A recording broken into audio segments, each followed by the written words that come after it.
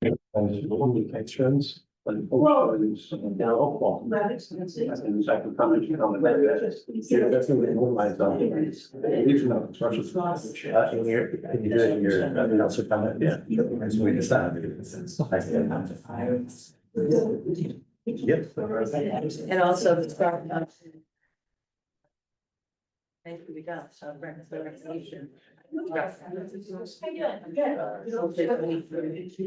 22nd. That's not on your thing. Right, we can announce. Council. Yeah. Yeah. Just take it off the council. No,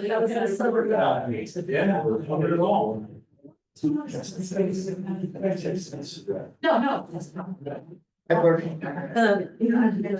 No, I understand. Councilman Barbara. Hey, hello. Sure. Yeah. Sorry, I'm leaving the buildings here.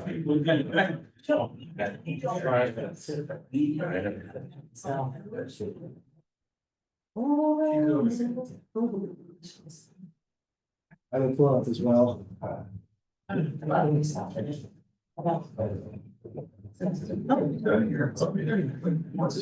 was like a one head. Yeah. That registers, no, we have. TJ, and you're not going over there? TJ?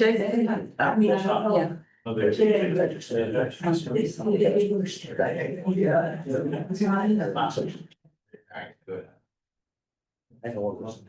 The door was locked over there. I don't know. It's open. Oh, so, okay, you're not going over? I'm going home, hit the button. Oh, okay, good. Wait, nothing better. Just making sure. People were promised 4:30, so we want to make sure 4:30 is happening. I haven't heard, but. No.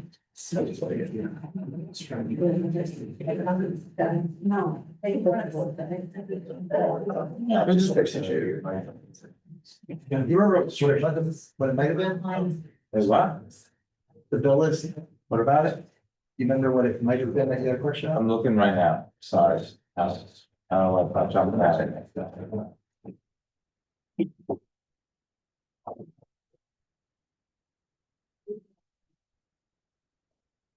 Looks good. Yeah. Yeah. Call this meeting to order, please stand for the pledge of allegiance. Pledge allegiance to the Flag of the United States of America and to the republic for which it stands, one nation, under God, indivisible, with liberty and justice for all. I wish to announce that 48-hour notice is required under the Open Public Meetings Act was emailed to the Asbury Park Press, the Co-Star, and the New Coaster on December the 19th of 2024, that a copy has been placed on the bulletin board in the borough office and that a copy has been filed with the municipal clerk. Please be advised, public attendance for meetings through Zoom is a courtesy only. If for any reason Zoom fails or is disconnected, the in-person meeting will continue without interruption and action can and will be taken, providing that there is an in-person quorum. Mr. Noble? Here. Ms. Greenblatt? Here. Mr. Nowicki? Here. Mr. Weber? Here. Mayor Gubitosi? Here. Thank you. Welcome, everybody. We are starting early this evening, as you may have noticed, since you are here and others who are not here may not have noticed. But the reason for that is we actually have an exciting event planned at 6:30 this evening. We're going to hold a public auction on those 4 parcels of land on Lorraine Avenue where the Methodist Church used to be. So we don't know what to expect come 6:30, if we'll have 2 or 3 people show up or 20 or 30. And we don't expect this meeting, it's a relatively brief agenda. We don't expect this meeting, the business content of it to run much later than 5:30, 5:45. We will, I just want to give you all a heads up. The meeting will technically continue, but we will take a break for whatever time remains when we finish the business part of our agenda. And we wait for the public auction to begin at 6:30. That may be a half an hour wait or more. We'll know when we get there, but just a warning to everybody. Okay, with that said, let's go through the agenda. We are on item 5, workshops. There are none. Item 6, approval of the minutes. I will make a motion to approve the September 2nd, 2025 council business meeting minutes. Second. Mr. Noble? Yes. Ms. Greenblatt? Yes. Mr. Nowicki? Yes. Mr. Weber? Yes. Mayor Gubitosi? I think Council President's reminding me I was not here for that meeting. Was I not here? You were not there. I will abstain. Well, actually, can I even make the motion then? Okay, I'll make the motion that we approve the minutes of There we go. September 2nd, 2020. Second, I'm all for doing it right. Yeah, well, me too. We want Mr. to, Noble. Ms. Greenblatt. Yeah. Mr. Nowicki. Yes. Mr. Weber. Yes. Mayor Gubatese. this one, Abstain. that one you can do. That I know. Yeah, okay. Just checking. I will make a motion to approve the September 8th, 2025 special council meeting minutes. Second. Mr. Noble. Yes. Ms. Greenblatt. Yes. Mr. Nowicki. Yes. Mr. Weber. Yes. Mayor Gubatese. Yes. Item 7 on the agenda, we will open the meeting to public comments or questions pertaining to anything on tonight's agenda. Other questions and comments can be made at the end of the meeting. Yes, Just have a question for clarification on what you said at the beginning of the meeting. Are there going to be public comments tonight for things that are not on the agenda yes, prior to the auction? yes. Okay, it sounded like you said we had to take a break right with the agenda and to be, public comments is part of the agenda. Yes. It is, if you look at, I don't know, do you have a copy of the agenda? Sorry, It's okay. as I raised here. You'll see item 13 is public comment. And item 14 is executive session, which there is none, and then we will take the break. We just got confused, wondering if. Yeah, no problem. Yeah. Other comments or questions specific to this agenda? Any online? Okay, seeing none, we'll close public comment. And So It's unprofessional. not me. I made sure I turned it It off. was too. me. Oh, it's the electrician. Hopefully everything's good. Okay. okay, we will move Sorry to about item 8, ordinances. There are no introductions. Welcome, council. How are you guys? Thank you. And there are no adoptions, so we will move to item 9, communications. And we have a brief communication on Fifth Avenue sanitary sewer update led by Mr. Doherty. Yes, Mayor. So the construction has begun on the Fifth Avenue sanitary sewer. The police have been involved with the traffic redirecting and also any type of detours. Everyone in the area was noticed about it. One of the questions we did get from folks was issues regarding sprinklers in the right of way between the curb and the sidewalk. A lot of people have sprinklers in there. The contractor understands that if they do damage any of that as they install laterals, they will replace immediately. So they already have all the pipes, all the sprinkler heads on their trucks. You replace them if there is any damage. Can I ask a question about that? I think our ordinance says if you put a sprinkler in that planting strip in at your own risk. Correct. And we're not liable for anything or fixing anything or do, so why would the contractor do that As a courtesy. as a courtesy? So we're not talking about sprinklers that. Like, cause you're doing laterals, we're not talking about anything on the property side of the sidewalk. Correct. Okay. And so just to be clear, I understand and maybe confirm, starting on the 400 block, Madison West is the start of the construction. And then it's gonna end at Main Street. Right. During the course of the process. And the school has been wonderful working with us and working with the police department to notify all the parents as far as a change in drop off as well for the students for the next couple of months. So where is the drop off? On Burnley, Yeah. On Burnley only, not. directly in front of school, yeah. Matt, just one quick follow-up on Councilman Weber's comment. It's also understood by the contractor that the borough would not be charged anything additional for any repair that they do on. Correct. Yep. Sprinklers. Very good, very generous extension of a courtesy. Thank you. So wait, actually, sorry, can I bring up one of the things, we ran into this, I think it was the sewer work on Second Avenue, our ordinances also say that. You know, there's the grass and trees in the planting strip and, you know, driveway aprons can go across that, but some people have like a concrete. Thing going across the planting strip, and unless there's a curb cut, our ordinance says you're not supposed to have that. So when they were all taken up and then replaced by the contractor on Second Avenue, I ask questions like, why are we doing this? Cause I mean, I would think the goal would be to bring everything into line with what our ordinances are. And like, well, it's just easier to replace everything, and I, for one, don't want something replaced that doesn't follow our ordinance, so can we? I don't know if there are any or how many there are of these on Fifth, but can we take a look at that, or can, yeah? Yeah, that'd be a sort of a question for the attorney. Typically, if the contractor damages anything, they replace what was there, but to the councilman's point, if It what wasn't was supposed to be there there. wasn't supposed to be there, what should the contractor do? I mean, certainly the borough can direct whatever it would like. I mean, for example, essentially on the street side of the sidewalk, everything is there, we control that, as we meaning the borough. So as you pointed out, we have rules about what you can have there, we essentially allow people, there's sprinklers there as a courtesy. But the ordinance makes clear that we're not responsible for maintaining your sprinklers, notwithstanding that they're in the right of way. I could see the contractor wanting to just fix sprinkler heads because it's easier than having a bunch, homeowners can independently make insurance claims against the contractor too. Without us being involved. I understand that they likely wouldn't be held liable, but I can understand them just having sprinkler heads to just not have a problem with it or get the legal department involved. As far as what you want put back or constructed, that's a discussion with the borough engineers and.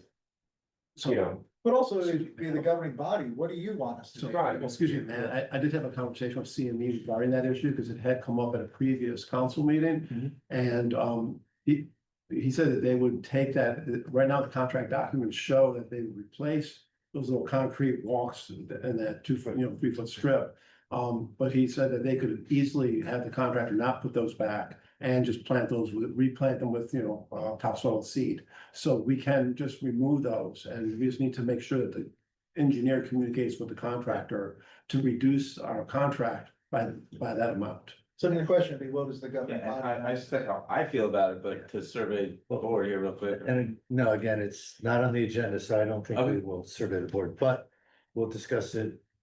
One-off with our business administrator. Figure out what's And going the on. exception is if there's a curb cut for that little walkway, our ordinance says it can stay, but if there's not a curb cut, and somebody just put concrete there, that's, okay. All right, we will move on. Resolutions, item 10. We have 2 consent agenda resolutions. Anyone want to vote either of those out separately or discuss them? I'll make a motion that we approve the consent agenda resolutions 2025-296, approval of cadet junior firefighter appointments, and 2025-297, approval of probationary firefighter. Second, Mr. Noble? yes. Ms. Greenblatt? Yes. Mr. Nowicki? Yes. Mr. Weber? Yes. Mayor Gubatosi? Yes. Okay, individual resolutions 2025-298, approving a shared service agreement renewal with the Borough of Allenhurst for municipal court services from the years 2026 through 2028. Any conversation? I think this is one of our longest standing shared services, and I know it didn't accompany the original email, but is there?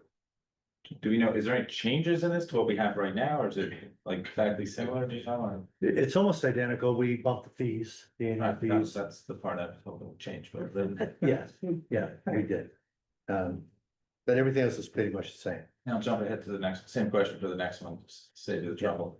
And the next one's a little more discussion. Okay. So, if there's no other questions or comments, I'll make a motion to approve 2025-298, the shared service agreement with Allenhurst for municipal court services. Mr. Noble? Yes. Ms. Greenblatt? Yes. Mr. Nowicki? Yes. Mr. Weber? Yes. Mayor Gubatosi? Yes. Resolution 2025-299, approving a shared service agreement with the Borough of Neptune City for municipal court services. Before I ask for comment or questions, I'll announce to all, this is a new shared service agreement. I referenced it very high level. I didn't reference the municipality, but we've been talking to Neptune City for a few months now, probably 4 or 5 months, but we've had to go through a lot of gymnastics, if you will, to get court approval in order to merge with Neptune City, to bring them into our existing shared services. So far, everything's been approved. right down to we have to provide a little more storage space. For, secure storage space for the court, which will involve knocking a wall through the court into what is currently the mayor's office. And the mayor's office will shrink in half. But I didn't need that much room to spread out my legs or anything, so. But we're gonna create more storage for the court. And this will generate an additional $80,000 of revenue for the borough. So, any other questions or comments? Just one question, you hit 26 to 28 on the, previous one. That's it's What's October this? 1st of this year to 2028. So they're concurrent, both of them were in the same period. Yeah, there's a little stub period, as the clerk just mentioned, we haven't formally been approved, we've been approved for everything. Right up to, we have to advertise for hiring a part-time violations clerk. We're complying with everything that's being requested. Neptune City and Bradley Beach should be approving this. It's all still subject to ultimate court approval. Once the court approves it finally, they've already tacitly approved it. That's when we knock down the wall and when the contract starts. Contract might therefore start October 1st, October 7th, hopefully soon. But definitely towards the Thank end you. of this year. And also, Mayor, I think it's also worth noting that our new court administrator came from Neptune City. So this is something the mayor's been working on since day one. And it all seems to be falling together seamlessly. So this is I don't know about seamlessly, but yes, it's coming together. You make it look seamless. So this is a fourth court that's being shared with this County our ourselves. facility, which is wonderful. And we are the fourth, so Right. 3 other courts. We're still talking to Avon about their renewal, so we're still working through hopefully little questions they're asking. So with no other comments, I'll make a motion that we approve 2025-299, the shared service agreement with the brand new shared service agreement with the Borough of Neptune City for municipal court services. Second. Mr. Noble? Yes. Ms. Greenblatt? Yes. Mr. Nowicki? Yes. Mr. Weber? Yes. Mayor Gubatosi? Yes. 2025-300, this is a resolution adding Ellie Helwig, our recently mentioned new court administrator, CMCA, as a signatory for Bradley Beach Municipal Court bail and general accounts. I'll make a motion that we approve this resolution. Second. Mr. Noble? Yes. Ms. Greenblatt? Yes. Mr. Nowicki? Yes. Mr. Weber? Yes. Mayor Gubatosi? Yes. Resolution 2025-301, authorizing a refund in the amount of $850 for a street opening deposit and application fee for 506 Lorraine Avenue. Any comments or questions?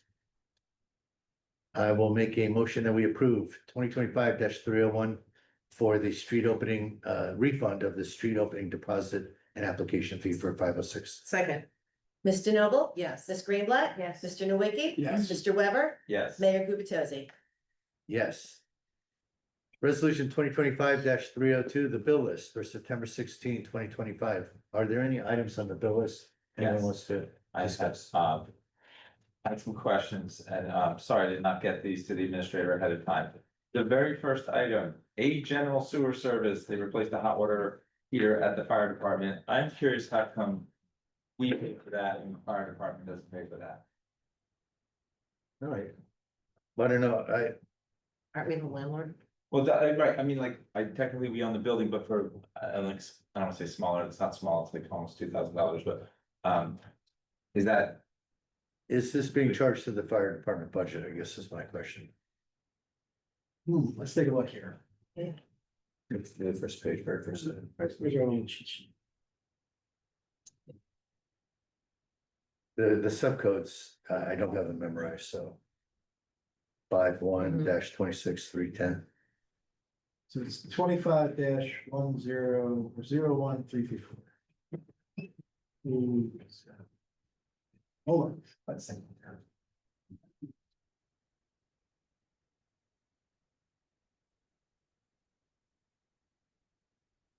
didn't mean to make everybody dive into the code. It's being charged to the current. So, Okay, so it's a good question. Is that, like, this doesn't happen frequently enough that I say, oh, we've never Right. done that before. I mean, it's a hot water heater, probably like, every 10 or 20 years or something, so. I'm just, It's a I'm good trying to think question. of similar things that we. Do we? It's a good question. I'm not familiar enough with the details of our lease to know whether, whether it's covered under our budget for them. Or whether it's under our budget as landlord, so Okay, we can just pull this out. well, I don't, Find out. I'm actually not, I don't wanna pull it out, I don't wanna not, like. But I think we should just get clarity on that, if that's okay. Yeah. So I'd say leave it in. Alright, so the other one, page 5, Liberty lines, I feel like I know what this is, Liberty line striping in the parking lot. Was it just for this parking lot out here, or was there some other striping or parking lines on? Just here, Just this. just this between lot. here and the big energy centers. Okay, and then, And the fire hall area. oh, they got it too. Right, I too. didn't see that. Was that marked specifically? And I don't think Parking. No. Just the, that's been spread all. what's out there. okay, But remember, they also, if you notice, they put down a new code building, the black stuff, laptop. Seal it. They didn't ceiling. they seal it, things like that. Okay. So, and then, this one, I'm just not familiar, Twin Rocks Water, I'm sure that's the water coolers for, it's like the office here, is that like a new company, and is that, it says monthly, like, is that what we actually do monthly for that? Sorry, which one was this? Sorry, page 10, Twin Rocks Water, Twin Rocks. it's like the top of the page 10. Yeah, so you have it, DPW and police department as well. What's it, This is to keep our employees hydrated. I understand, and I get that, and I'm all, but. I admit, it's just a different company, I've never seen that one before, or did we switch? Alright, Yeah, I think our staff just looks for the best value, the best price. all good. That's it for the bill list, thank you, Mr. Mayor, appreciate that. Okay, thank you. Any other questions or comments? I will make a motion that we approve 2025-302, the bill list for September 16th, 2025. Second. Mr. Noble? Yes. Ms. Greenblatt? Yes. Mr. Nowicki? Yes. Mr. Weber? Yes. Mayor Gubatosi? Yes. Item 11, announcements, there are none. Item 12A, the administrator report. Mr. Doherty, do you have a report for us? Just two things. One thing that's important to note is even though the season is over, our lifeguards have been very busy. Both in Bradley Beach, but also in Avon and in Ocean Grove, performing water rescues on a regular basis. Unfortunately, people are swimming at their own risk, and when they do that, they don't know what they're doing, they risk our lifeguards as well. So just to reiterate, don't go swimming in the water, in the ocean unless you know what you're doing, or if there are lifeguards present. Again, our lifeguards are not on duty. They're there responding to emergencies. Second thing, I just wanna mention the auction today. We've gotten a tremendous amount of responses. A lot of that had to do with our marketing. And I just wanted to publicly thank Amy Baker, formerly Amy Hall, for putting together our marketing. Also want to thank TJ Cohan, who's not here. He's across the parking lot, for his involvement in putting this together and helping us come up with, the application, the right language. He's been invaluable through this process. So I just wanted to thank both of them as well. That's all for me, Mayor. The question I have a is, question. No questions. Is Park Mobile still active? Uh, No. I didn't see any signage indicating whether it's active or not still. it's based off of the ordinance. So if the ordinance said that, I think it went through today or yesterday, the 15th. no more Labor Day. After that, Park Mobile, if you try to type it in your app, it says spring. Oh, okay, Right. so So we didn't have signage of spring. we don't need the But signage. it's, and remember, the Park Mobile was based, when it charges based off the ordinance that you pass as a governing body. Yeah, and I think we stopped charging it with Labor Day. We saw enforcement, yeah. And if I can ask, so with the drown, there was a drowning in Avon this weekend. Do you know if our guards were like the first there, or did they just assist Avon guards, do you know? I know Avon, They were the first there. Our guards were the first there. Avon Okay. did not have guards. Okay. I mean, and just so people know, our guards, they're not sitting in the chairs, they're maybe cruising up and down and Yeah, there's a lot of activity that morning, and, so I think it's just important to say, like, our guards were the ones that were there first. They have been very busy, but that's the understatement. Thank you. Thank you, Mr. Doherty. Thank Item 12B, Mayor and Council reports. May I start with Councilwoman Greenblatt? Mr. Mayor, the report met last Monday, September 8th. I was not in attendance. I was here at a special workshop. Mahjong Open Play runs every Friday, 1 to 3 at the Biazzi Center.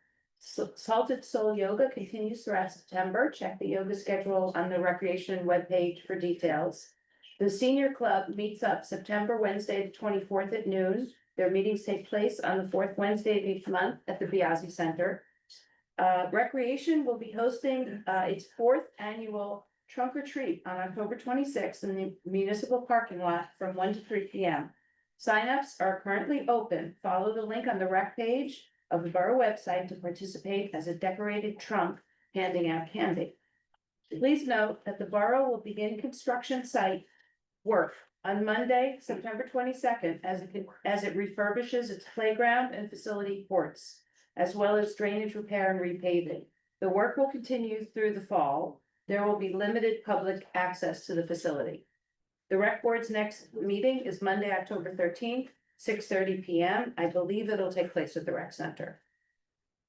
And on to Fletcher Lake. The Fletcher Lake Commission met this past Thursday, September 11th, for its regular monthly meeting. A Fletcher Lake cleanup will take place on Saturday, October 18th from 10 a.m. to noon. Coffee and donuts will be on hand for all those who participate. The Shade Tree Commission has received a $40,000 tree planting grant for the borough and would like to replace the trees recently removed due to emerald ash borer infestation. The Lake Commission expressed concerns about tree pruning and maintenance, as well as the deciduous leaves that fall into the lake and impact its drainage system. The commission will reach out to our DPW to request a second coat of stain for the bridge.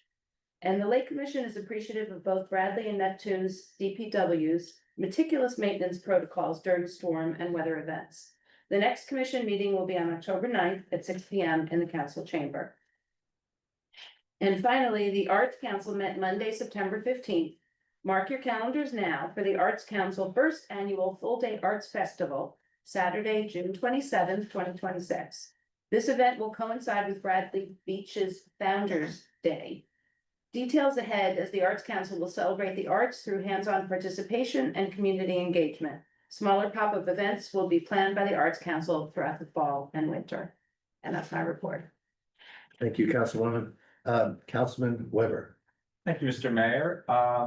Congrats to the probationary firefighters and the junior cadets we just approved. I actually recognize the names of the junior cadets. They're classmates of my kids. So when I used to give the fire department report, you'd say how they will take training. It's for people, some people as young as teenagers, and it's cool to see that some teenagers are taking them up on that. Speaking of the fire department, we had a fire a couple weekends ago up on the ocean front.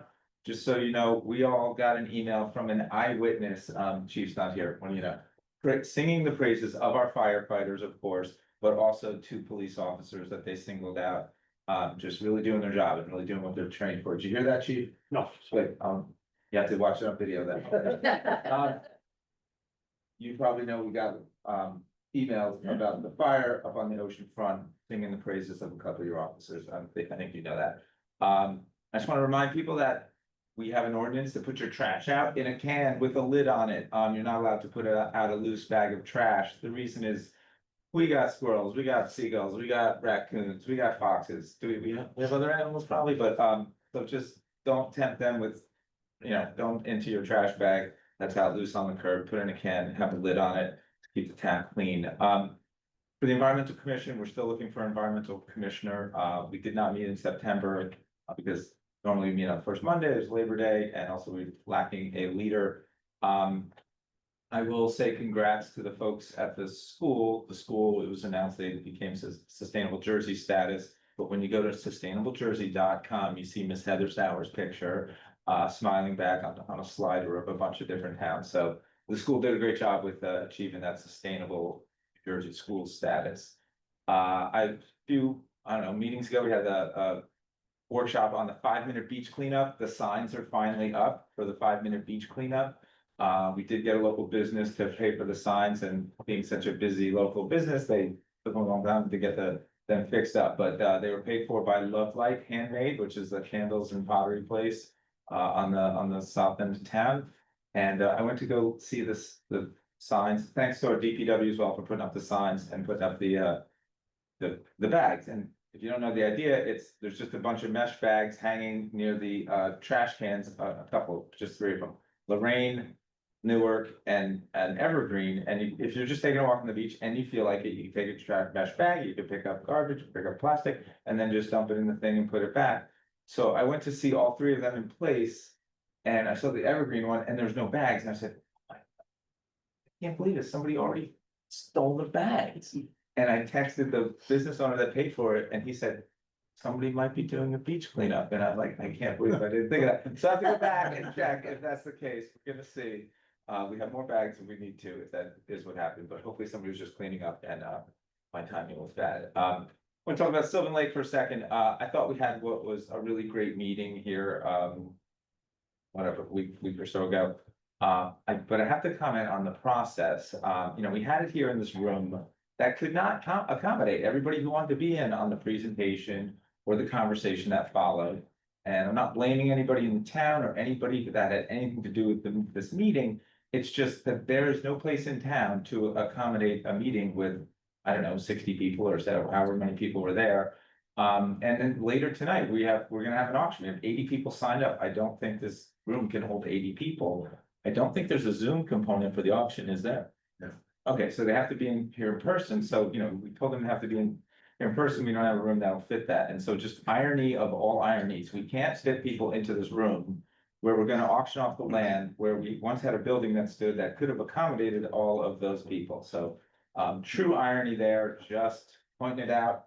And that's my report, Mr. Mayor. Thank you, Councilman. Councilman Nowicki. Thank you, Mayor. First off, report on the first aid.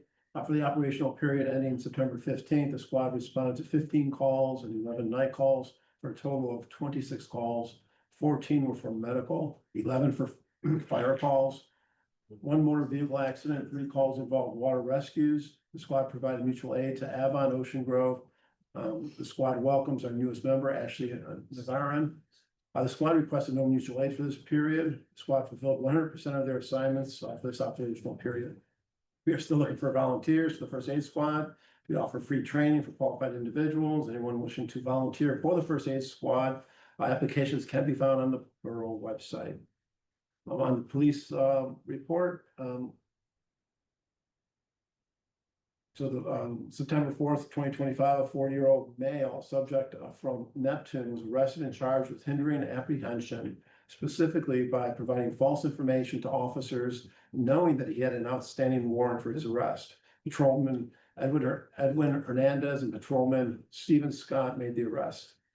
On September 5th, a 48-year-old female from Bradley Beach was arrested and charged with harassment as a result of an investigation. Sergeant Michael Tardillo handled the investigation and made the arrest.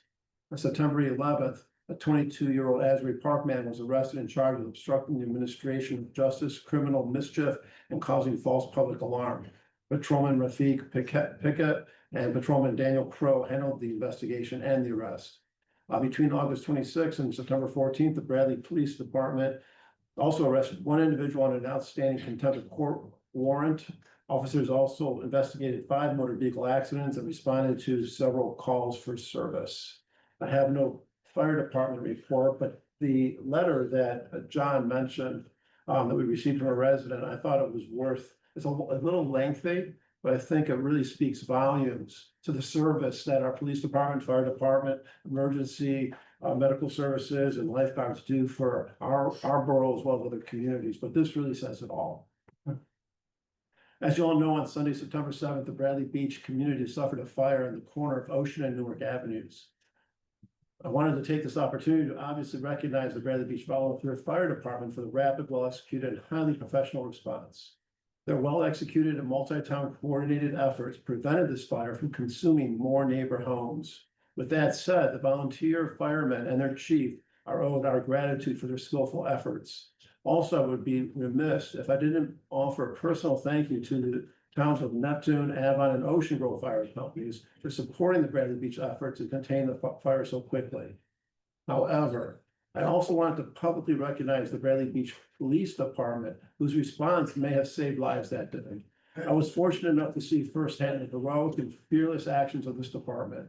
While working on the Lenny Lou's food truck across the street from the fire, I initially saw a police vehicle race towards my direction and soon began smelling smoke.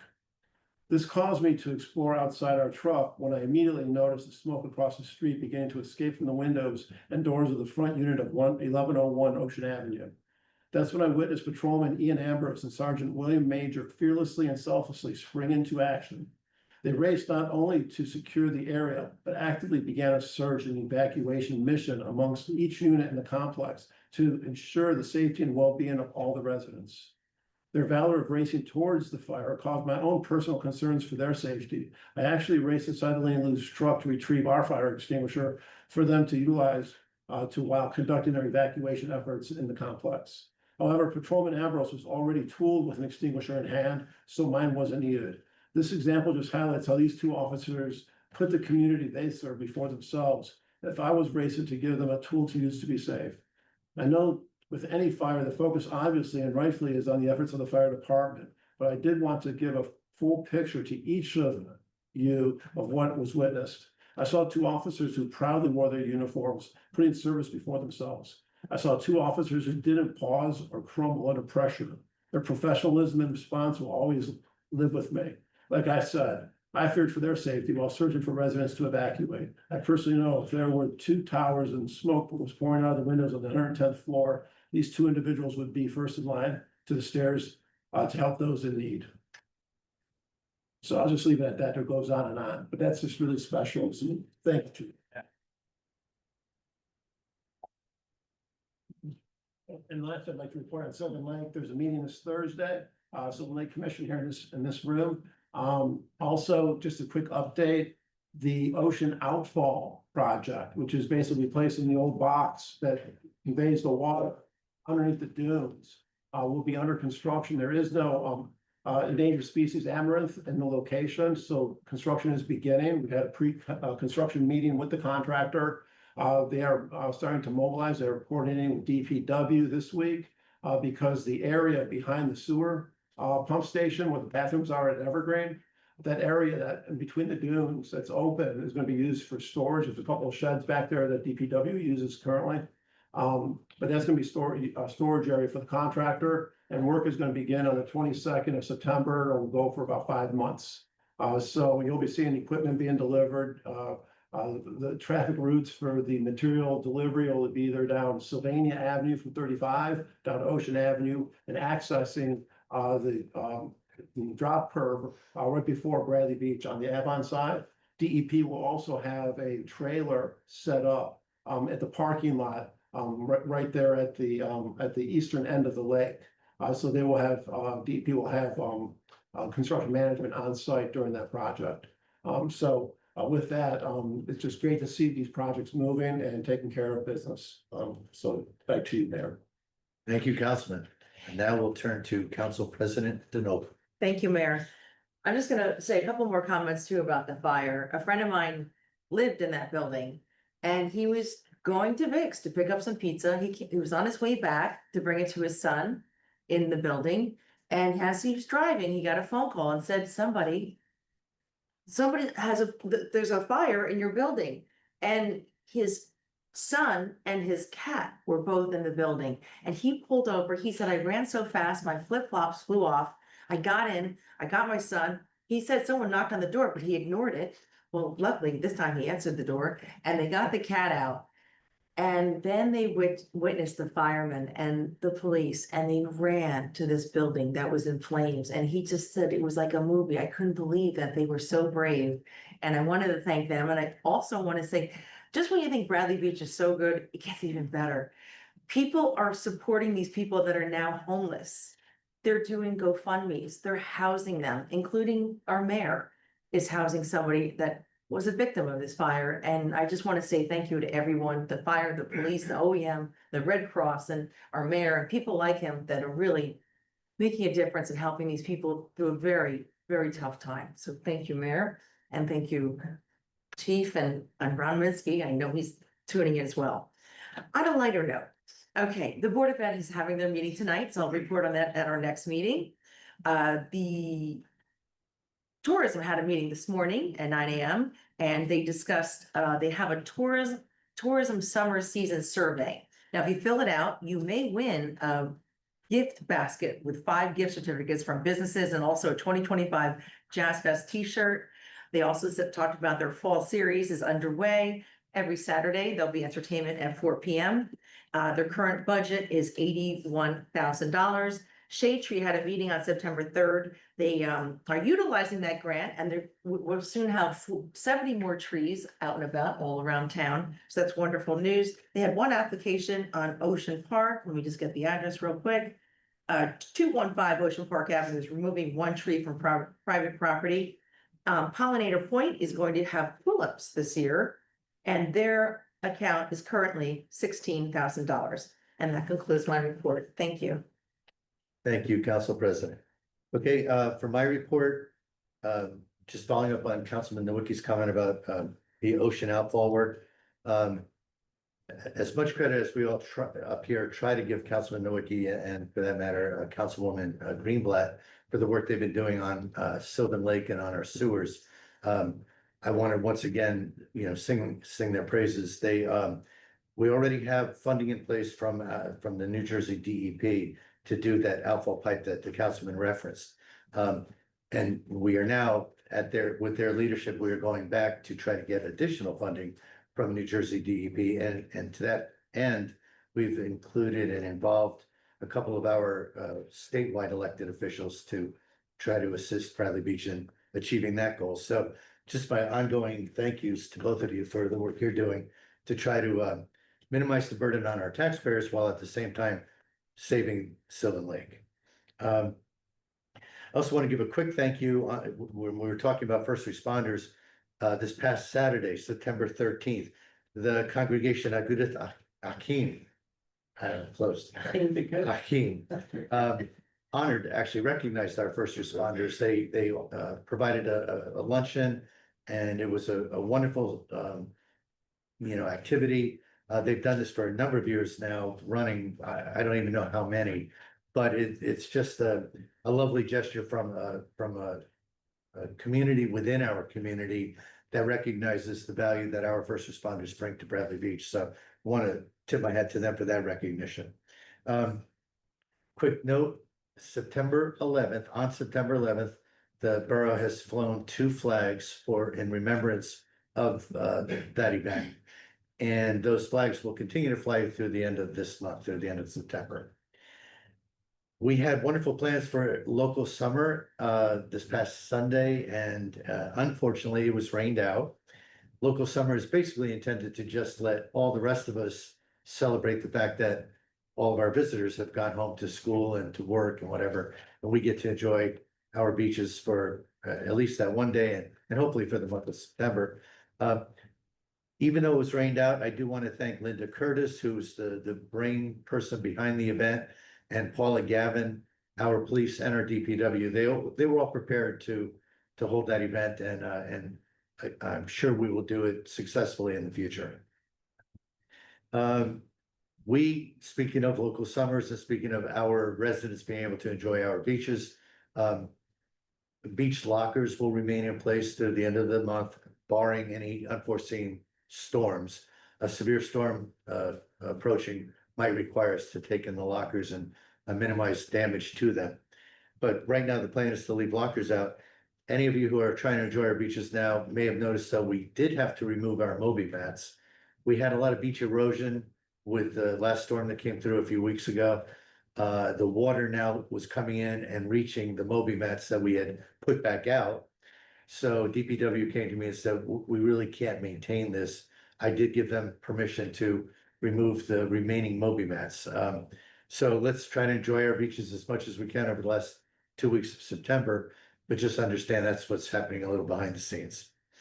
Our rec center, following up on Councilwoman Greenblatt's updates, construction is beginning. We delayed that construction to make sure we got through the end of summer camp, and so now we're full speed ahead.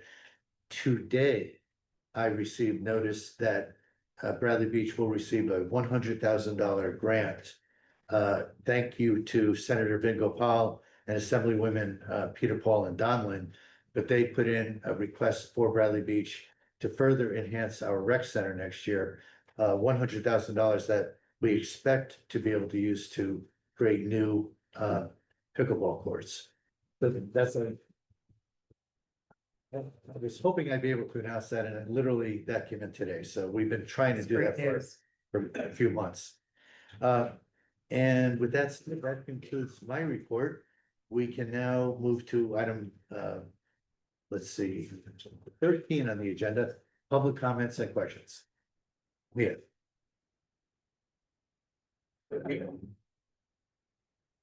I'm very excited to hear about the $100,000.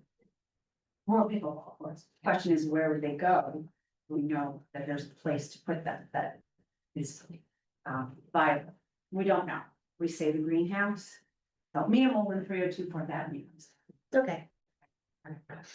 I got thrown off by $100,000 grant, and I do have a prepared statement. I've come to these meetings for the last few years. This is the first time I ever typed something up for myself, and so this is, other things have been near and dear to me, so I shouldn't say that, I just had a little time to think. So my point in the $100,000 is we just have no certainty about the greenhouse being viable options. Just, that's the question in everybody's mind. We might not know the answer to that for months to come, because an engineer needs to look at that, but rather the tracks being right there. So over the past year or so, I periodically stood up here advocating not to have our new courts to include a tennis court. I say this as an avid tennis fan and player.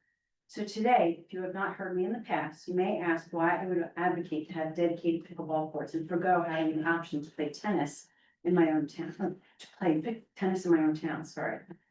The reason why is because with pickleball courts laying over a tennis court, you cannot see the tennis court.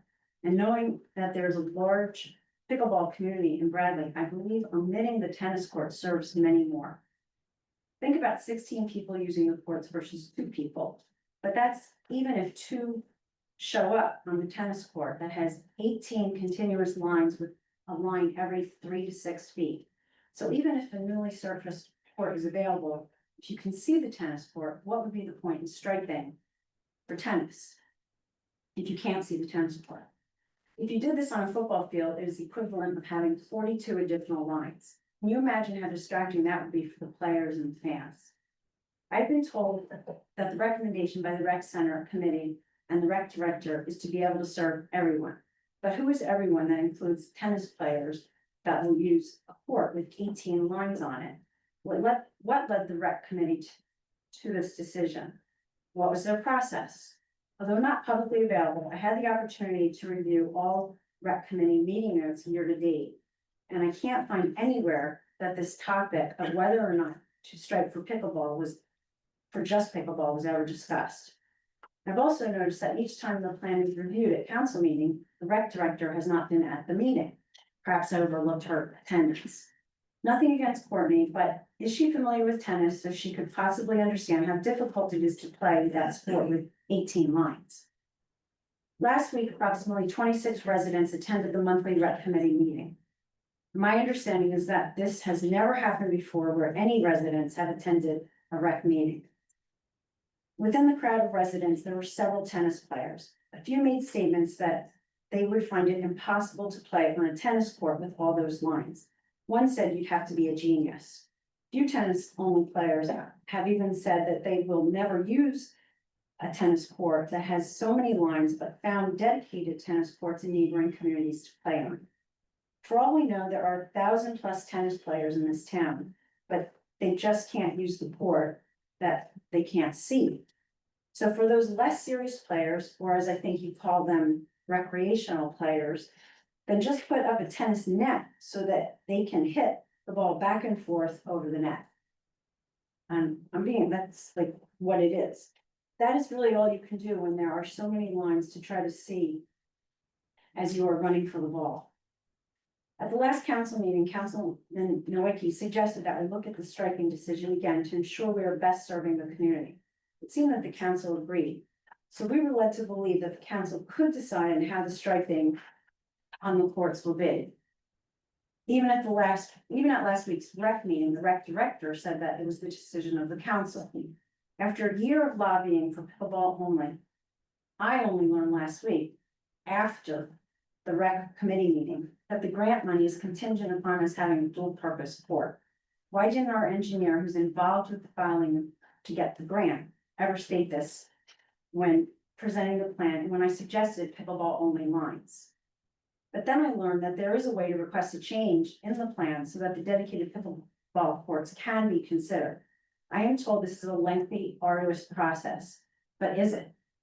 In all fairness, because we only get one chance on this for probably decades to come, shouldn't we now look to see if there is still an option for pickleball only courts? I believe this process requires a public hearing. If even 20 people show up that want tennis lines embedded into pickleball courts, then the public may be satisfied with the dual purpose, but please give us an opportunity to prove me wrong. With this said, what is the process? And I know you're gonna say something about, or that we've discussed the greenhouse, but again, with no certainty to that, it still raises the question, why bother with the tennis lines? Thank you for the extra time. Thank you for your comments. Yes, pointing to the woman raising hand. You would be. I'm pointing to her, but you'll be Sorry. next. I have That's a okay. because I'm a little anxious. Oh, are you sure? I haven't had service point at 5:30, so. I'm Michelle Collins, 1102 Madison. I just wanted to thank the council for allowing me to turn the town teal. I'm a 10-year ovarian cancer survivor, and I'm grateful to be able to raise awareness. We also have a walk this Saturday. Kaleidoscope of Hope Ovarian Cancer Foundation is hosting it. I'm a board member on that, and that is to raise money for grants for patients who are going through chemo treatment, and also for research. So we're happy to have the support of the council and the town. The ribbons will be taken down before October, don't worry. And also I wanted to advocate for the pickleball. I'm a new annual resident here, and I've been welcomed so nicely by the pickleball community, and it's such a cool group, and it's, I don't know, I've never seen tennis players playing tennis ever. There's always usually like 16 pickleball players there. And it seems silly to have it as a dual court, have 2 tennis players playing as opposed to like 16 pickleball players who could be making use of it. And I would, if you guys could get new nets, if you're doing the courts, like the nets that are on wheels, they're a lot more sturdy and easier to, or nets into the ground would be great, but I know that might be an issue with sewage or something. I have a question here. May I ask, how do you sign up for the walk for on Saturday? Oh, it's a website. I could email it to you. Just say it real quick. I'll just. Oh, it's Kaleidoscope of Hope. I'm Kaleidoscope. not sure. Okay. I think the website is kohnj.com. I'll look it up. Okay, thank you so much. Yeah. And that's it. Thank you very much. Thank you. Nancy, yes?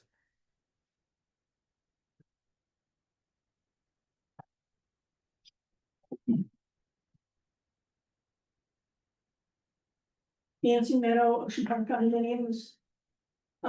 Take this with a grain of salt. If our website is accurate, there's paid parking through the first Sunday after Labor Day. Say no more. I would like to applaud the transparency that there's gonna be renovations of rooms here. I remember when that was extended during the past administration, we were not informed, it just appeared. Kind of like Recyclegate with the other offices. So how nice to be informed. Thank you. And regarding informing, it would be helpful to me if departments that have meetings with volunteers posted that on the website. There was a meeting for this month that I would have liked to have participated in, as well as listened to. That happened today and was posted yesterday. People have lives. And I find it very disrespectful, and I think that as the governing body, it would be helpful for you to standardize this kind of thing. That also happened with the rec center meeting. And these departments that do have volunteers do not post their minutes. The ones that are on Zoom is not available to the public. And I think you guys are smart enough that if you want to, you can adjust that. In addition, I know I've spoken before about spreading ourselves too thin and not maximizing certain services. And it is beyond my realm of comprehension how the Belmar San Gennaro Festival, which quite honestly is scheduled years in advance, and the senior now, which has become such a big deal and is also scheduled years in advance. And then we think we can do a Latin festival that same weekend. I think you all are smart enough also that you can address protocols as to how we schedule things. And if it's not gonna be to our benefit, then we need to do something else. And if somebody could get back to me, and explain. We are all one supposedly. And some of us seem to step on others' toes. And it's my understanding, because I even was in it, that there's a rec center building, and I don't understand why Mahjong is not in it. Thank you. The last comment was, you don't understand why. Mahjong, is- yeah. It's not held there and it's held in a different facility. I can tell you why. What I don't happened? know, if I don't want to hear it, don't say it. No, it's not bad. What happens is they have the summer program, so they had to stop the mahjong during it. So we moved it to the senior center, because most of them are seniors that play anyway, and they loved it. And so I thought, if they love it, why put them back to the rec center? And we're utilizing a building that's made for seniors. This all started before the summer season. So don't get me started. Don't get me started. But that's what I'm saying, like what happened, they had something going on, and so they had one meeting here, and they're like, this is great, we love it, so. It's no harm, no foul, I thought, it's just a nice place to be and they like it. Well, I And think so- so on others, their buildings are empty, but that's just my opinion. What's that? I said, that's just my opinion. That were you, say it again, about empty, what I hear you? The rec center is left empty Oh, while they're using the senior center, that other things are going on and other people are using for other things. So Right. it's kind of in the way they should be, my opinion. yeah, it is a community center, so that is nice, right? Yeah. But thank you, The rec center yeah, is also a community center, yeah, and that's just my opinion. that's true. And I'm going to have a question. The rec committee is a committee. And I was actually advised by the rec committee that they are not required to post their meetings on the website. And so they're not posted on the website. And in fact, I was told I operated out of turn by sharing all of the meeting minutes. So I'm not exactly sure if that's true. Perhaps we can get clarity on whether a committee. I think in general, okay, so. There are things that Bradley Beach can do better. And it would not surprise me if we can do a better job of capturing minutes and meetings. Posting them timely on our website when these meetings are occurring. Please understand, we have many committees and commissions and so forth. All of them have somewhat different rules and regulations. Most of them are comprised of volunteers. So we have to get a little better, I think, at just managing our communications. And one of the projects we have to look at this fall will be actually whether or not we consider a new website. No matter what the platform is, it's only going to be as good as the data we put in it. But that is certainly on the agenda for the second, or I was gonna say second half of this year, but more like the last quarter of this year. So can we do better? Yes. Did we post a meeting that should have been yesterday and they held it today? I'm sorry to hear that, but I guess I'm not surprised. These things happen occasionally. And all I can tell you is Amy Baker has just been appointed full-time to take on a communications role.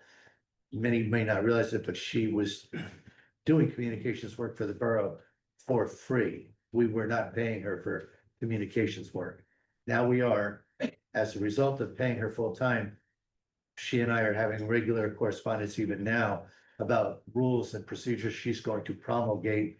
I think we're gonna tighten up various loose ends and get better. So, but any one concern raised, I acknowledge there are concerns out there and we're trying to get better. Any other comments? Yes, the back. Mary Ann, they have 102 there now. I'm happy to hear about the $100,000 grant that has been awarded for the rec. So considering that, on behalf of the more than 670 members of Team Reach Bradley Beach, the hundreds that have taken pickleball lessons here and are playing here, have you made a final decision, and can you share that? What will happen with the existing space that now has a tennis court and we're setting up portable nets? Can that now be dedicated pickleball courts and consider that $100,000? If the demand is for tennis, then put that next. Why can't the pickleball be prioritized? So, you know, I know there are other people in the room who probably want to stand up and talk pickleball as well, so let me just address your comment once. If others want to repeat your question, I guess we can repeat the answer. But the short answer is Bradley Beach has one court. Currently, it is a shared court. So the question becomes, do we ostracize? We're not going to ostracize the pickleballers. We're not. If someone said earlier, moments ago, they never see a tennis player there. If we were to say tennis players, you can't play here, we're taking away your lines. What are we really giving you? 5% more court usage? On the other hand, if we ostracize 10 tennis players, you know, a week that go out and volley, is that really fair? People who you happen to be in, the pickleball community, are in the majority, by far. That's why we'd like to build more pickleball courts. But does it really mean that for the rest of this year, we disrupt the process that's existed for a number of years already to ostracize the 10 or 20 tennis players that like to go out and volley on a sunny afternoon? And what do we give you by doing that? We give you 5% more court time. I've talked to members of your, not you as individuals here tonight, but I've talked to Mike Strohan. I've talked to other, Mike is the one who developed the pickleball Bradley Beach Facebook page. One of the most balanced, understanding gentlemen I've met, and he has pledged to me that the pickleball community doesn't really mind tennis lines, that pickleball players will play on a tennis lined court. It isn't just that. But no, but every person who stands here says tennis players won't play on a court line with pickleball. Pickleball players, my understanding is, please tell me if I'm wrong, will play, and my sister is like a 4.2 or 4.3 rated pickleball player. I've asked her this question. It's not that we're not listening to you. We hear you, but we're trying to serve the entire community, and we're trying to understand even the minority in our community have rights, people who like to volley a tennis ball. And when we look at the logistical challenges of, as you've heard, and we have lengthy write-ups of changing our court alignment for Green Acres purposes, they're telling us it could be 6 months to a year if we wanted to make the request. It's not that we're not listening, it's just there's so little, in my opinion, I'm not speaking for the whole council, in my opinion, there's so little value in changing what we have today when our community today is sharing. Michael Strohan said to me, this pickleball community, they're going to be thrilled that we're resurfacing the courts, thrilled at resurfacing. That is true. I will believe that if you had a camera placed on that court. Yeah. And you watched, I would be very surprised to see how many people play tennis in a 1 month period. I think you're right. So that's the point. Why take it away from those tennis people? From 2, 4, 6 people, maybe. There's never anyone playing tennis. I spoke to someone, Mia, I think mentioned the rec director hasn't been at meetings. I asked Courtney, could she join us tonight? Anticipating that people might want to talk about this. She couldn't, I asked her last second, she had other commitments. But I said to her, can you name tennis players? And she did. She named top of her head 8 or 10 tennis players that come and play. So now that may only be 10. So those 10 people, the community is asking us, tell them they can no longer play here. What are they using? 5% of the court time for the month? Listen to the arguments here. We're trying to be fair It's to about everybody. dedicating that space. Why? Because if you see what happens to the condition of the nets that we play on, even though they were purchased by Yeah. private citizens, Yeah. the town didn't even supply the last understand. floorboards. We- They're we- a mess. Well, we've talked specifically to Courtney about that, and she is going to acquire as part of the current renovation, heavy duty structural nets that are on wheels. Now, they're not permanent because it's still gonna be able to play tennis, but she's listening to our pickleball community, and we're all listening, and as I mentioned, Vin Gopal, when he announced to me today that we were getting this grant, and I have it in a formal email. He specifically asked me for wording. People are saying, I know, Mia, you mentioned, yeah, but what guarantee do we have? Where's it going to be? You will see a press release from Senator Gopal quoting me, and that press release is saying it's going to be used for pickleball. It's going to be used for enhancements, including pickleball courts. Because now, do we know exactly where they're gonna be and how many? No, but that's a process that we go through with everything we do in municipal government. We need to fix the sewer. Okay, can we get bonding? Can we get funding for it? Do we do it priority over this other sewer that needs work? We have to go through a process. I'm meeting with engineers later this week, Avakian, specifically to ask them to look at where we can build the pickleball courts.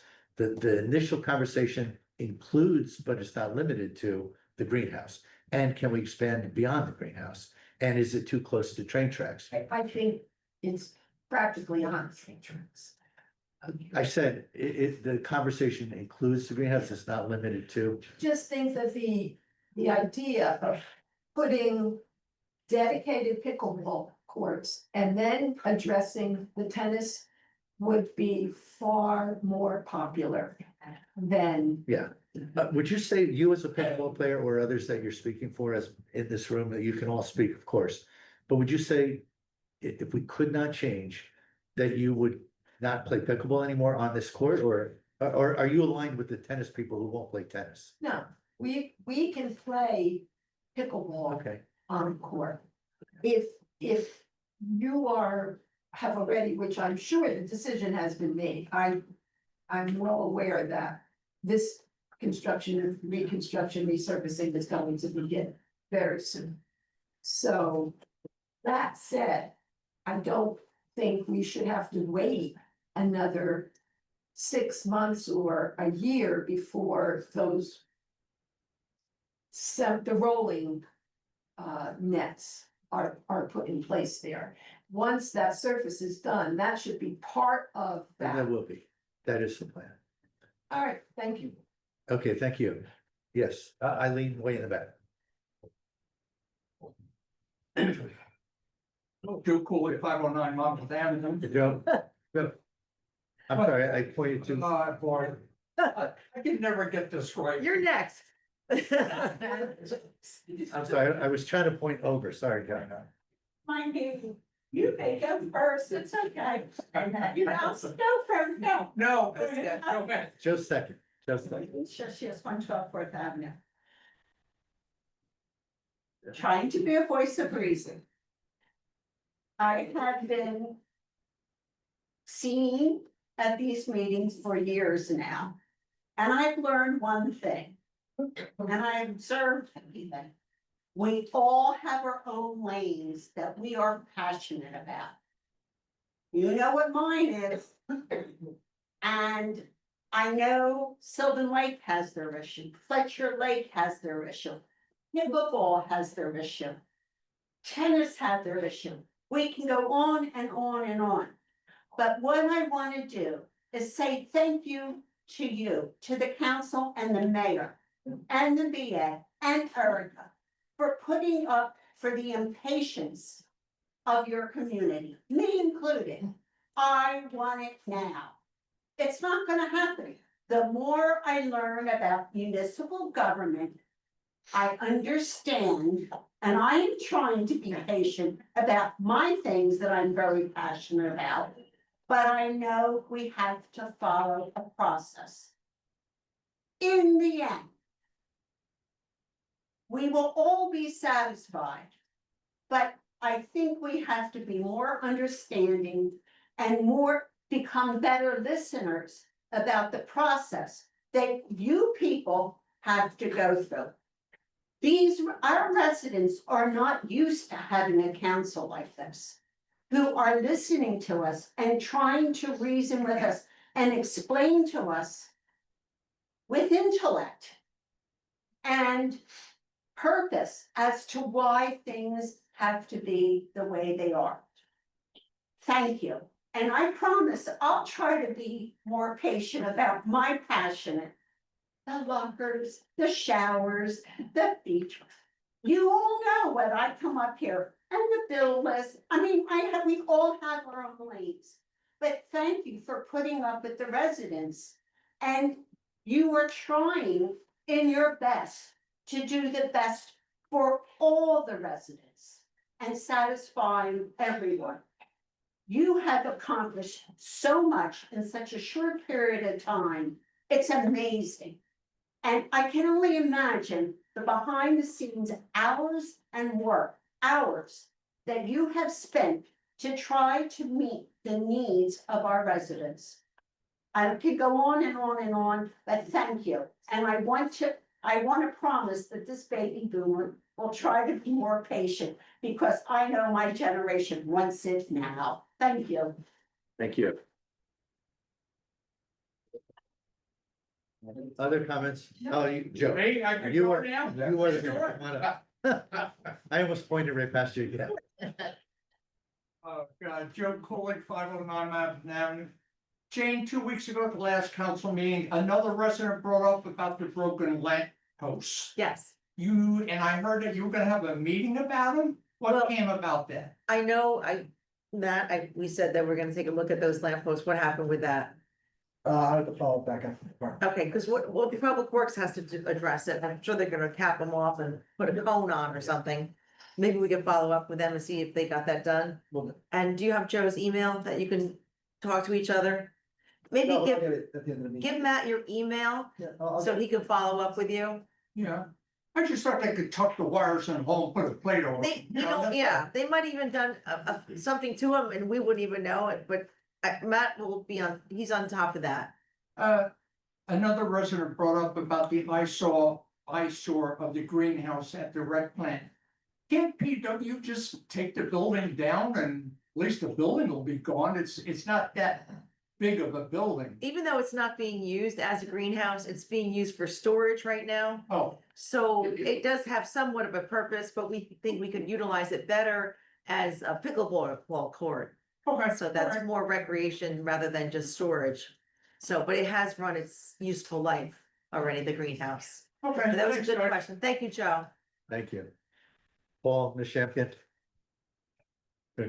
Call people by name, so if I don't point accurately.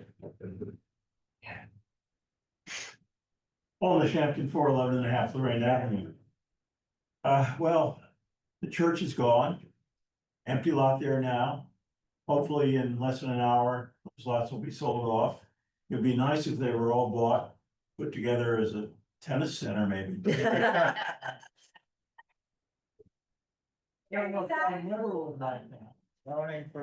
But anyway, Zone residential. anyway, not all of the church is gone. The Bradley Beach Historical Society has saved many of the artifacts from the church. And this Sunday, from 4 to 6, we're having an open house in Biasi Center.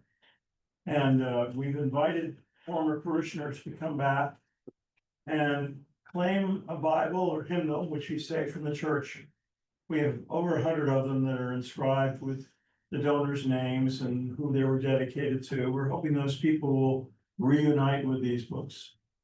Also, we will pull out in a pop-up exhibit some of the artifacts, the stained glass windows, the cornerstone, pews, other things that we have saved from the church before it was demolished.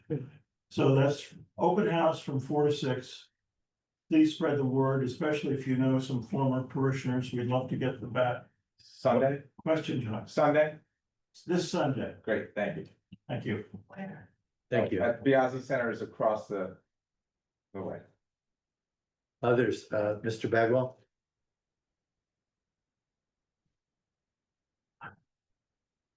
Big man. Larry Bagwell, 305 Park Place Avenue resident, and also the Shade Tree, Bradley Beach Shade Tree Commissioner. And Chairman, and just a comment regarding the lots that are going up for auction tonight. I'm not sure what kind of a direction we can take. But in just viewing the lot after the buildings came down, came to my attention that the lot that is furthest east on the property abuts against a property that contains one of the trees that was noted in our program that we had last year for trees older than Bradley Beach. So this is a tree that's reaching heritage status. And I think we're trying to inquire about what our abilities to have it nominated as a heritage tree is. And I don't know that we can necessarily stop construction and I don't think we're looking for that. But there are certain things that can be done to protect the tree that abuts against that property, like directing the construction of any structures away from where the root system does infringe upon the east side of that property. The root system of that oak tree is probably spans out to the length of the branches that the tree has. So, and it does come onto the property, I guess, 20 to 25 feet.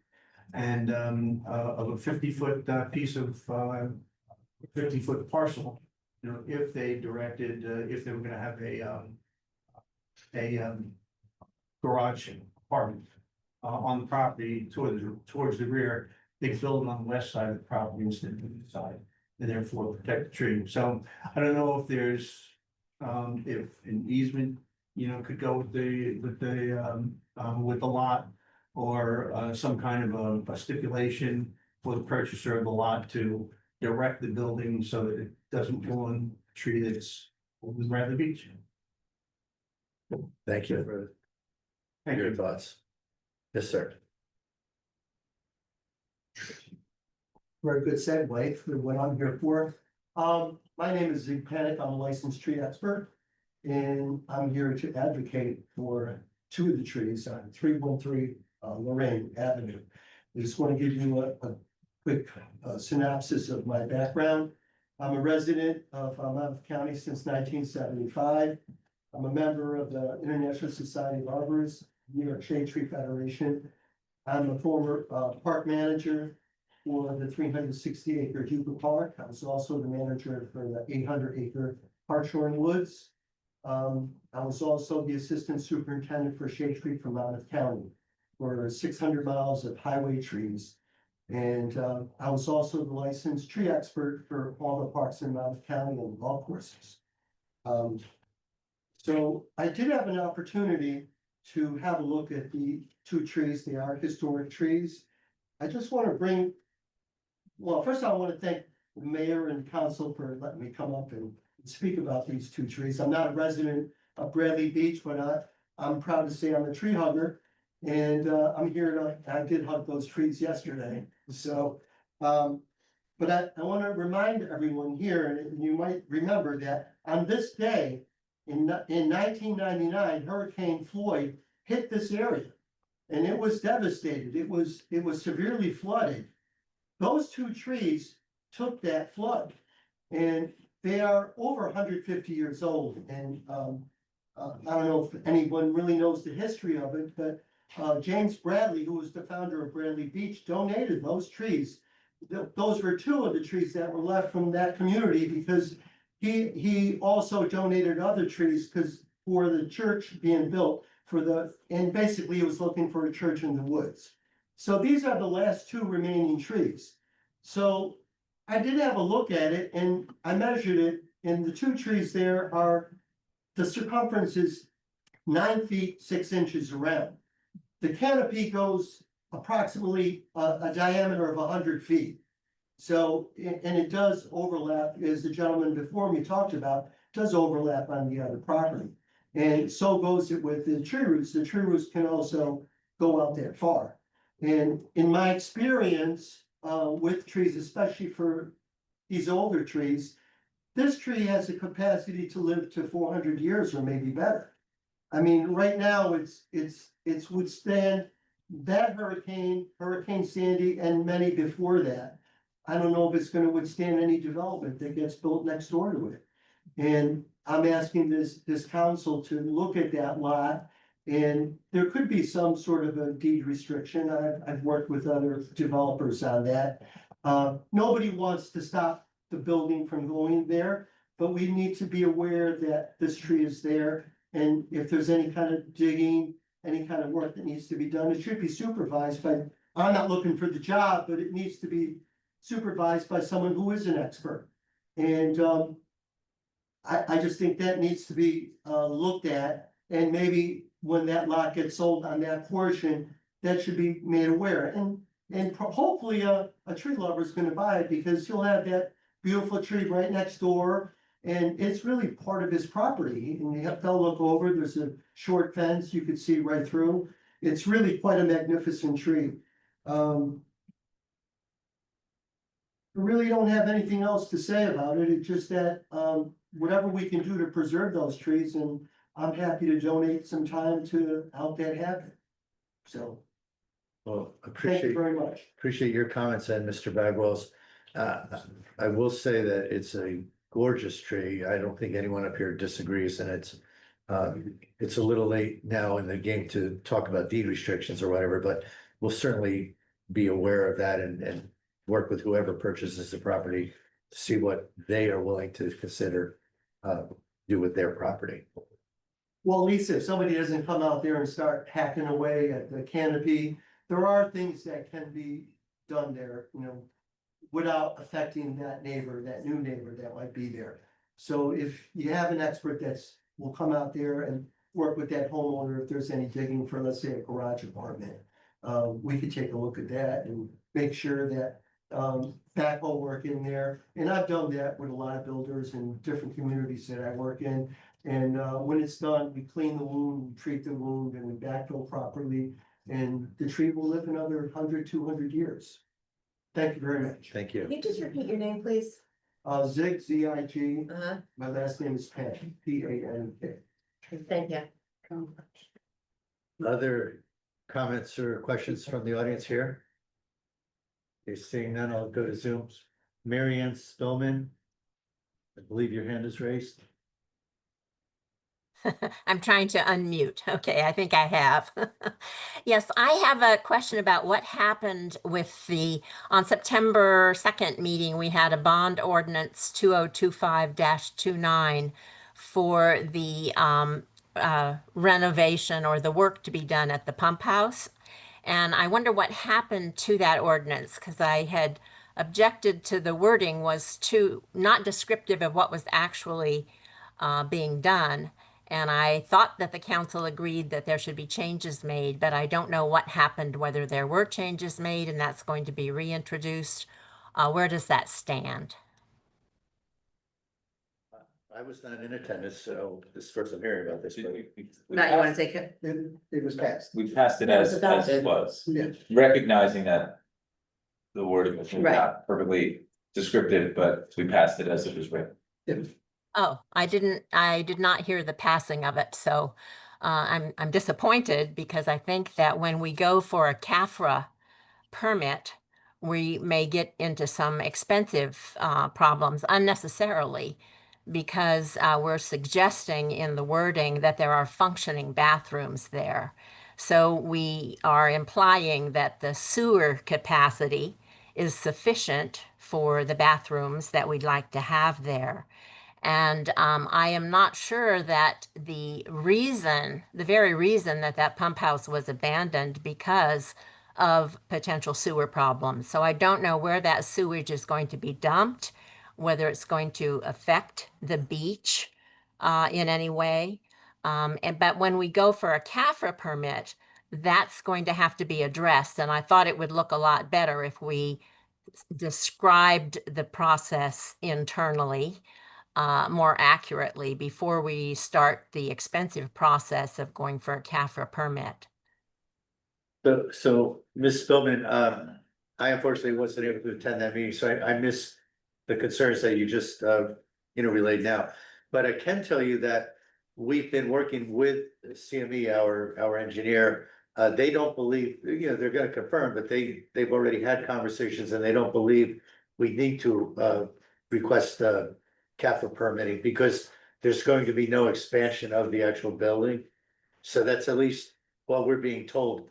I'm also told that there's kind of a dry well underneath the building. There's no active sewage there. It's just, I don't know, 6 foot deep area that is dry. They used to store sewage. But that's not where the waste from, when that becomes bathrooms, that's gonna get piped into our sewage system, just like your house and my house and everybody's house. I mean, that's where it's going. It's not going anywhere But else. we have a bathroom there now. It's a trailer. Right, I understand. And so, again, the goal is to, be able as a borough to move forward to enhance the facilities that we provide to our residents and visitors. But as far as I'm aware, I think you're being wise to raise these concerns, some of which, if not most of which, we've already shared with CME. So I'll continue to raise these questions. Matt Doherty, SRBA, will continue to raise them. Hopefully, we don't even have to deal with CAFRA permitting. And I think, at least my understanding is that we have adequate sewer capabilities now. So hopefully, I think these are very good questions to raise. Hopefully, though, we have good answers. Yeah, I'm wondering if the wording is designed to avoid CAFRA issues, because they do imply that we have a functioning bathroom there, and that would be very different from proposing bathrooms, which is really what we're doing. And so I'm wondering whether the CAFRA issue has been adequately addressed. Okay, no, thank you. I'll raise this with CME as well. Anything else, Ms. Spillman? Well, the other thing is I wanted to say that this bond ordinance addresses in section 3, it addresses some plans that were already finally approved by the borough. And those are not easily accessible. They're not on the website. They're not anywhere that people can just adequately address without going and meeting with the chief financial officer. So I think it's only fair to the county, the residents, to know what the council has approved as the plans for that facility. Okay, great. I wasn't aware they're not posted, but we will have them posted. Thank you. Yep, very good, thank you. There is another hand, I can't read the name. Ron Minsky. Oh, Okay, you wanna call that person's? Ron Minsky, go ahead. Oh, Ron Minsky, okay. Hi, Ron Minsky, 706 Lorraine Avenue, Fire Chief, Borough Bradley Beach. I just want to thank the mayor, the council, the residents for recognizing my department and the efforts of my members, not just for the fire last Sunday, but you've been constant support for us and everything we do. And I just want to thank the mayor, council, and all the residents of the borough for that. Thank you, Chief, appreciate it. Okay, I see no other hands raised, any other in the room? All right, we are now, we will close the public comments and questions, move to executive session. There is none scheduled for tonight. And we have reached that point in the meeting that I warned you about. We are going to take about a 30-minute break, reconvene around 6:25 as we prepare for the auction. And So, Mr. Mayor, it's back to school night for one of my high schoolers, so I won't be when we come back. okay, so. Thank you, Councilman. Question, will we be able to hear the bids? Well, it's gonna occur in this room. If you care to stay, it will not be on Zoom. We don't, I mean, someone mentioned that the capacity for the room is what may not even hold current people plus 80. There are 80 people who share their information with us. I highly doubtful that 80 people are going to show up to bid, but it could be 10 or 20. I don't know, it could be 2. We'll figure it out, so it's a public auction. Everyone will, if we auction them one at a time, we'll register for one. We'll figure it out. If we have to go out front, we'll go out front. We'll figure it out. We'll figure it out. The answer is yes. Yes. Thank you. Okay, thank you all. We are officially on break.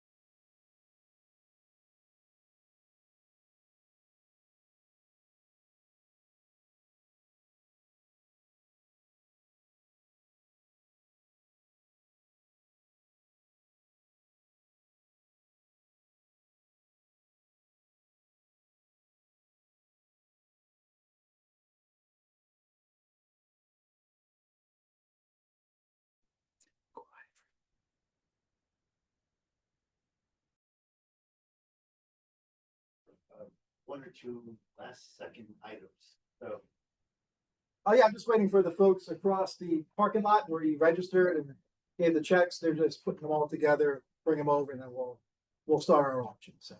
the other thing I'm told, we are actually in the middle of a council meeting.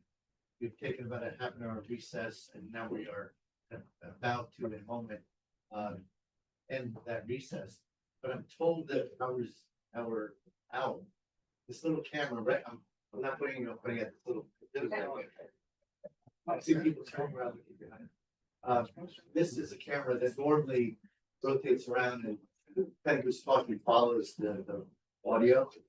It's broken, so I think folks on Zoom can hear me, but they cannot see us. So I apologize to folks on Zoom. DJ, I work at a. So.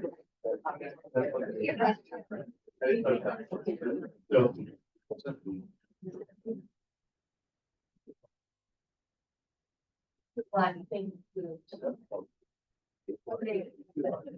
Next, go see the agenda.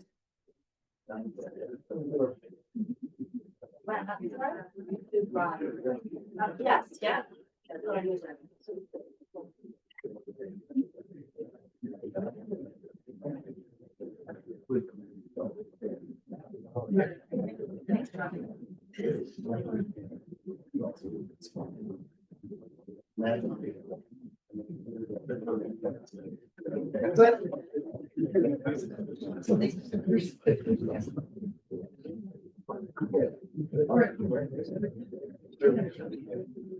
Well, ready to get started now? Yeah, ready to turn it over officially to our auctioneer. All right, thank you everyone for coming today. Here are a couple of simple rules of the auction. We're gonna auction the lots off one at a time. Lot 1 is address 315 Lorraine. That lot is 50 feet by 150 feet, it's rectangle, so that's 7,500 square feet. Lot 2 is address 317 Lorraine, which is 50 feet by 100 feet, 5,000 square feet. Lot 3 is 321 Lorraine. If you notice, we skipped 319 Lorraine. That's out of deference to the church and the address that was there previous to this auction. 321 Lorraine is 60 by 100. The reason why it's 60 as opposed to 50 is because the side yard fronts against Madison. So you'll be able to build the same house on the 50 by 100 as you will on the 60 by 100. You turn the corner, and again, 60 by 100 is 6,000 square. You turn the corner onto Madison. The address there is 606 Madison. That one is 50 by 110, which is 5,500 square feet. So the first lot, the minimum bid is $1 million. I have. How many? 18. How many? So there are 8 bidders who will be bidding on lot 1 who have turned in checks, certified checks for $50,000. If you do not successfully acquire lot 1, you can take your same check and bid on lot 2. If you're not successful with lot 2, you can bid on lot 3 and then lot 4. If you don't want to bid on any of those, we have your checks in alphabetical order. We'll give them back to you and we shake hands and part friends. We're going to start at $1 million and we're going to incrementally go up by $50,000 each. So for everyone who is going to be bidding on lot 1, please come forward to the front line here and please stand.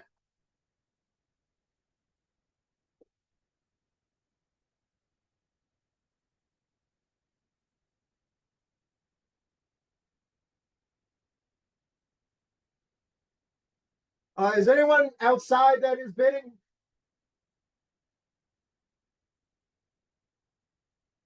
We have 8 people bidding, but only 5 people standing here. All right, let's go by last names. Aeolia? Come on forward, sir. Bergarian? Becarian. That's off. DeSantis? I got that one. Goodman. Greenberg. And Mahart. You're gonna pass on Laughlin. You're gonna pass on Laughlin, okay.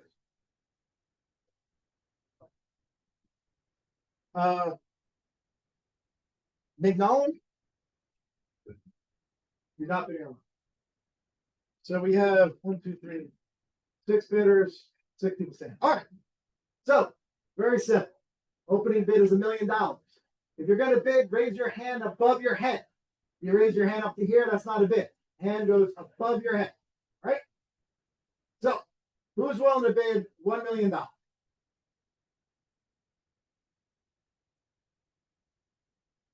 You know,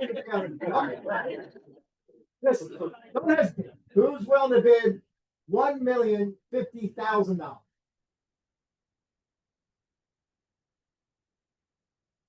Nope. Okay. No. All right. Who's willing to bid $1,100,000? Who's willing to bid $1,150,000?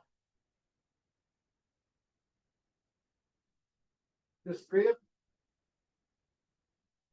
All right. Who's willing to bid $1,200,000?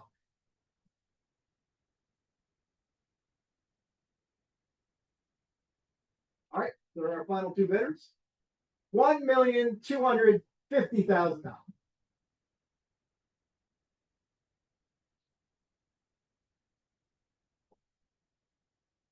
$1,250,000. Just one bidder. 1,260,000.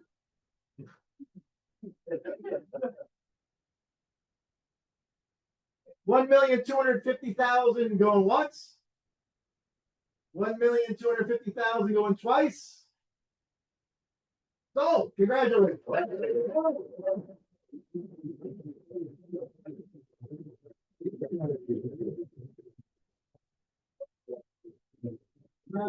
Mr. Goodman? Congratulations. We'll leave this with the clerk. All right, for the other individuals who bid on that lot, do you wish to also bid on lot number 2? Yes. You do not? Okay, tell me your name. I'm gonna do a lot. Okay. Does anyone who just bid wish to not bid on any other lots and would like their check back now to leave? What's your name, sir? Thank you.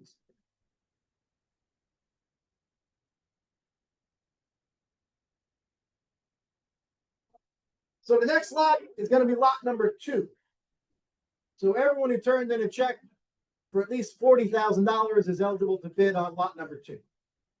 If you're interested in bidding on lot number 2, again, we'd ask everyone to come forward and stand in front of the room.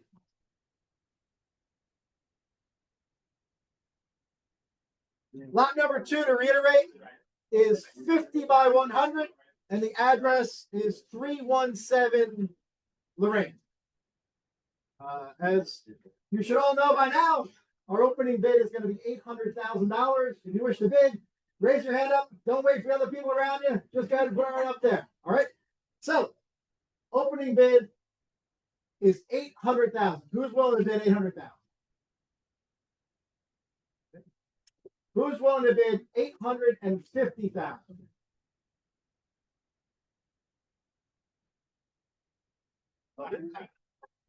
That's already according to News 12. All right, we're at $850,000. Who is willing to bid $900,000? Very good.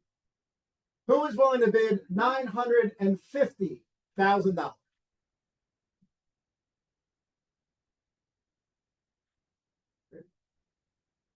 Who's willing to bid $1 million?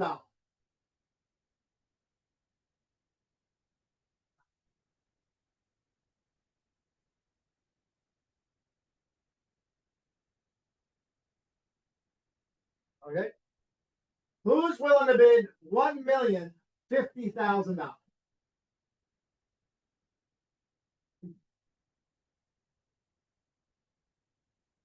Do we have 2 bidders? Is that right? So right now, we're at $1,050,000. Who's willing to bid $1,100,000?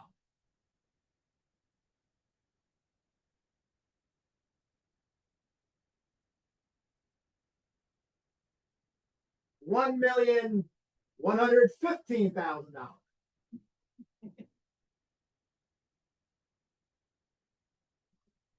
So we're at $1,100,000. $1,100,000 going once. Going twice. Sold for $1,100,000.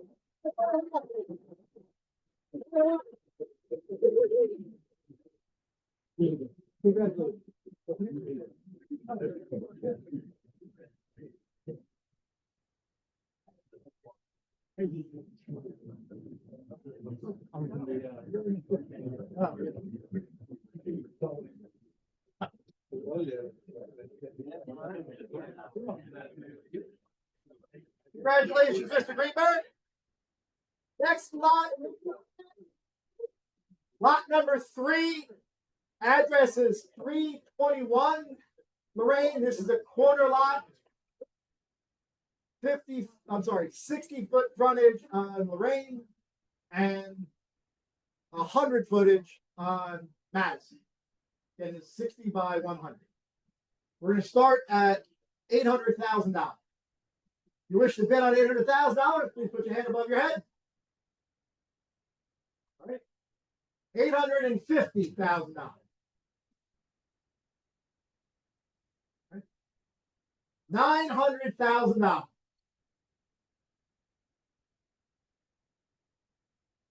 $950,000.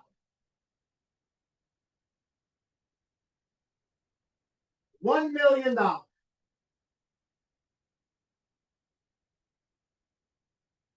$1,050,000.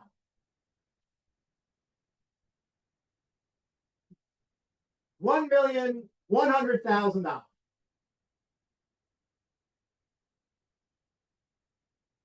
$1,150,000.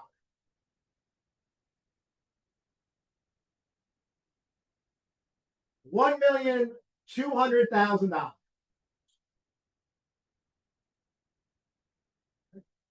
So we have 3 bidders left.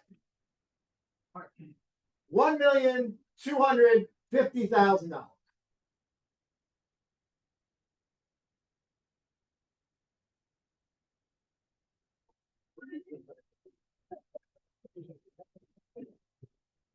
Talk about that.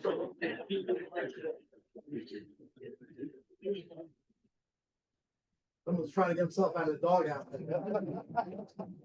We're into it. 1,300,000.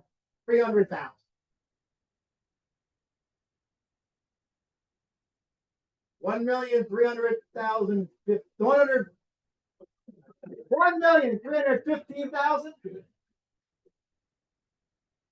So we're at $1,300,000. $1,300,000 going once. $1,300,000 going twice. Sold.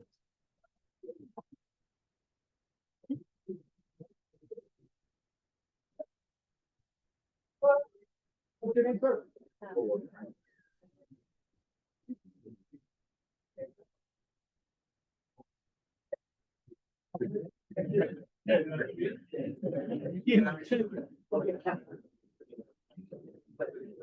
All right.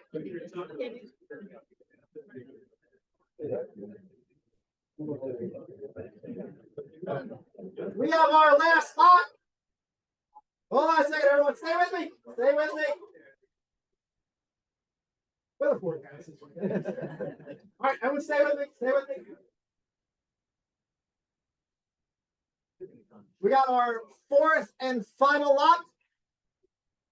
This is lot 4, address 606 Madison.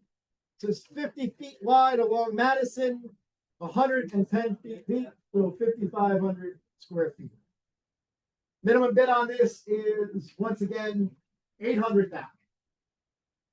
So, If you'd like to bid for 800,000, please raise your hand above your head. 850,000.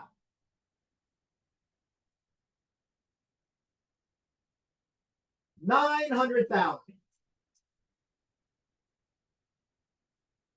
950,000.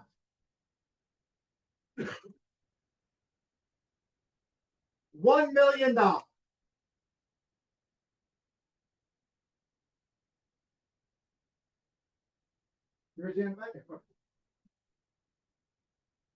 $1,050,000. We're down to three bidders. $1,100,000. $1,150,000. $1,200,000.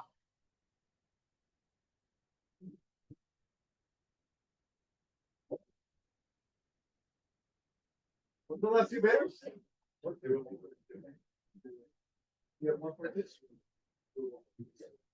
$1,250,000.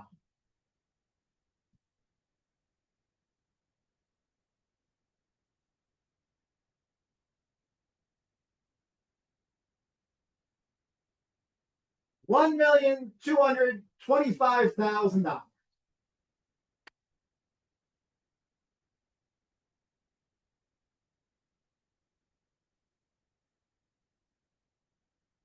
$1,230,000. Right, so we are at $1,225,000. Going once. $1,225,000. Going twice. Sold.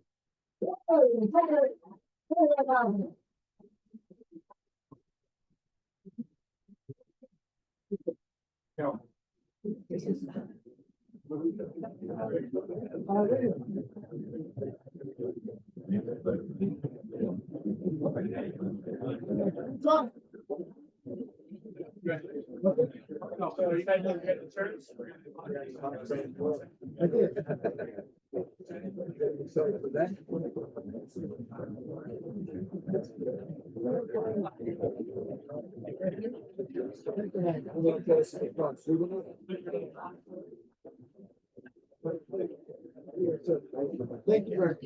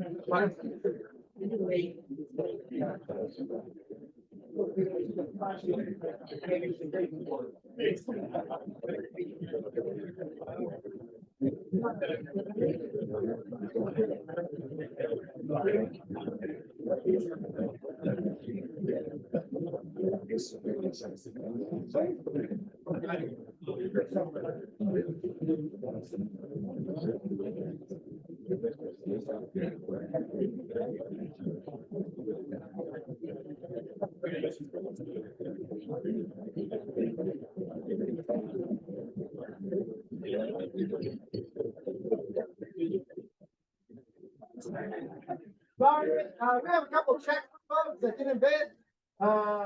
O'Brien. Oh, thank you.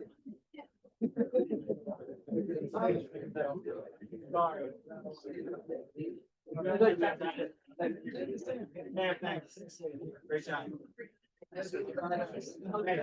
By the way.